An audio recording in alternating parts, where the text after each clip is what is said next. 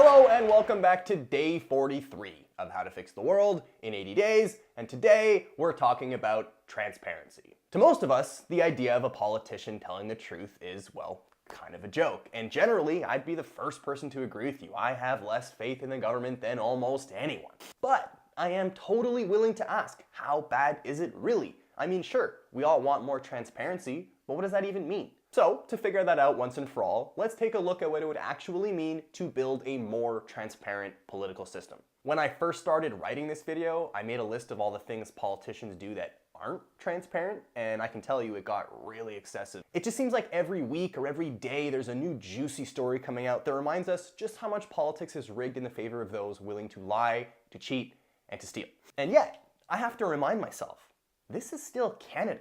I mean, sure, I hate our government for all the reasons I just listed and much more, but if you look at all the international metrics like transparency or freedom of the press, we actually rank out near the top. So for all the complaining I do, I think it's important for me to acknowledge just how lucky I am that I get to participate in a more or less free election, or that I can publicly speak out against a policy that I don't agree with, or that I can go online and find literally millions of documents detailing personal expenses, future and past spending, and almost anything if you know where to look for it. So what does all this tell me about political transparency in Canada? Well, number one, no matter how good the laws are, there will always be people willing to lie, to cheat, and to steal. Two, despite the presence of these people, the system itself will always be stronger than them if, three, people are willing to put in the effort to demand transparency from their government.